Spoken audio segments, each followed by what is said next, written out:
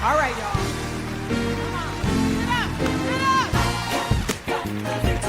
Hello, hello, salut à toi. Aujourd'hui, on va évacuer une autre notion élémentaire en musique. On va parler d'intervalle. On va parler de la notion d'intervalle.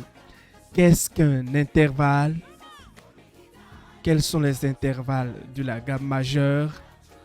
Quelle est la nature de chacun d'entre eux? Et comment est-ce qu'on se sert des intervalles? Quelle est l'utilité des intervalles en musique? Autant de choses dont nous allons parler tout de suite dans cette courte vidéo. Allez, c'est parti. Un intervalle en musique, c'est la distance qui sépare deux notes. Exemple, quand je joue un do et un sol. L'intervalle, c'est la distance qui sépare ce do et ce sol. La distance qui sépare deux notes. Alors, quels sont les intervalles que nous avons en musique? Nous allons prendre l'exemple de la gamme majeure de do.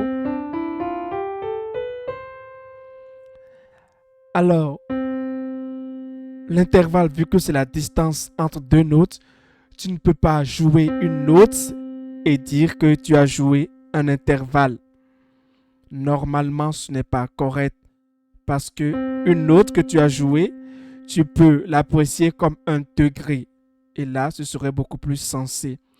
Mais tu ne peux pas, à proprement parler, dire que tu as joué un intervalle. Donc, dans ce cas-ci, comment est-ce qu'on appelle la première note sur le do que tu joues? Ici, on ne l'appelle pas la tonique, ce serait un degré. Mais tu peux l'appeler en termes d'intervalle, tu peux l'appeler l'unisson. Unisson, c'est une seule note. Tu peux l'appeler unisson. Donc, l'unisson. L'intervalle suivant, c'est la seconde. Le troisième degré, on l'appelle la tierce. Le quatrième degré, on l'appelle la quarte. Le cinquième degré en termes d'intervalle, on l'appelle la quinte. Le sixième degré en termes d'intervalle, on l'appelle la sixte. Et le septième degré en termes d'intervalle, tout court, est appelé septième. Avant qu'on aborde l'octave, qui est en fait la première note répétée, l'octave. Voilà donc les intervalles ainsi énoncés. Unisson, seconde, tierce, quarte, quinte, sixte, septième, octave. Vu qu'un intervalle, c'est la distance entre deux notes, à quoi est-ce qu'on mesure cette distance? Cette distance se mesure à base de temps et de demi-temps. Le do qui est l'unisson est séparé donc de la seconde par un intervalle d'un ton. Voilà mon do qui est l'unisson, demi-ton, un ton. La tierce est séparée de l'unisson par deux tons. Voilà le do, l'unisson, un ton, deux tons et j'ai ma tierce. La quarte est séparée de l'unisson par deux tons et demi. Voilà le do, un ton, deux tons et demi. Et j'ai ma quarte. La quinte est séparée de l'unisson par trois tons et demi. Voilà l'unisson, un ton, deux, trois tons et demi. La sixte est séparée de l'unisson par quatre tons et demi. Donc, un ton, deux tons, trois tons, quatre tons et demi. Et j'ai mon intervalle de sixte. Et l'intervalle de septième est séparé de l'unisson par un intervalle de 5, une distance de 5 tons et demi. Voilà l'unisson. 1, 2, 3, 4, 5 tons et demi. Et j'ai ma septième. L'octave, maintenant, est séparée de l'unisson, bien sûr, par 6 tons. Voilà l'unisson. 1, 2, 3, 4, 5 et 6 tons. Et j'ai mon octave. Essayons à présent de qualifier les intervalles. Un intervalle peut être harmonique ou mélodique. L'intervalle est harmonique quand par exemple les deux notes sont jouées simultanément, c'est-à-dire en même temps. Je les ai jouées en même temps. Donc je dirais que cet intervalle est harmonique. Jouer en même temps, je dirais donc que j'ai joué un intervalle de quinte harmonique. L'intervalle peut être aussi mélodique.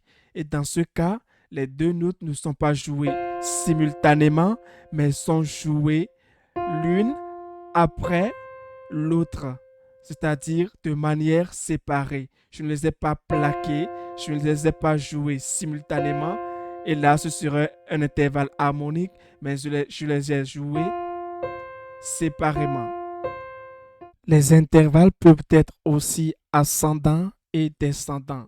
Par exemple, quand je joue cet intervalle de sixte, de Do à La, quand je fais Do et La, je vois que le Do représente un niveau de son plus bas que le La. Donc c'est ascendant. Je monte. Je suis monté. Mais quand je joue ce Do et après un Mi un peu plus bas, donc c'est un intervalle mais descendant. Tu vois? L'autre chose c'est que les intervalles peuvent être aussi renversés. Quand par exemple j'ai un intervalle de quarte ici de Do à Fa, c'est une quarte.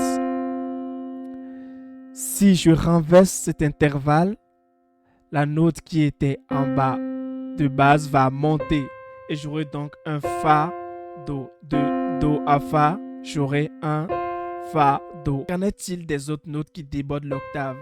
Quand tu es juste dans cet accord de Do, là tu peux parler de seconde. Mais quand l'accord de Do déborde l'octave, voilà l'octave, et on a des notes au-delà de l'octave. Donc ce Ré ne sera plus appelé seconde, mais tu vas l'appeler neuvième. Et si c'est un Fa suivant, tu vas l'appeler onzième. Le 13, tu vas l'appeler 13e pour le La. Mais il y a également d'autres considérations. Parfois, tu entends quinte augmentée ou quinte diminuée ou seconde augmentée ou seconde diminuée. Qu'est-ce que ça veut dire augmenter et diminuer? Je prends l'exemple de notre intervalle de quarte. Quand tu entends une quarte augmentée, c'est qu'on a pris l'intervalle de quarte, c'est-à-dire le Fa. Donc, quand tu entends quarte augmentée, c'est qu'on a ajouté un demi-ton à ce Fa et donc c'est devenu un Fa dièse. Et c'est le cas par exemple des tritons. Un triton, c'est un intervalle de quarte augmenté. Quand tu entends par exemple diminuer, l'exemple d'une quinte, un intervalle de quinte de Do à Sol, et tu entends quinte diminuer, c'est qu'on a diminué le Sol, c'est-à-dire le cinquième degré de demi-ton. L'intervalle de quinte est diminué d'un demi-ton. Tu vois? Donc quarte augmentée et quinte diminuée peuvent être les mêmes choses et désigner une même réalité, les tritons. Parce que justement le triton est aussi un intervalle. C'est un intervalle de quarte augmenté. Quand tu entends une seconde augmentée, c'est le deuxième degré à seconde augmenté de demi-ton. Les intervalles sont utiles en ce sens qu'ils nous permettent, quand ils sont disposés de manière horizontale, ils nous permettent de créer des mélodies. Par exemple, tu vois, horizontale sur le clavier, j'ai joué l'unisson et la tierce, la quinte, ainsi de suite. Mais quand les intervalles, surtout sur les partitions, tu dois avoir remarqué que les intervalles sont placés de manière verticale. Et cela, ça nous permet de lire des accords, de former des accords.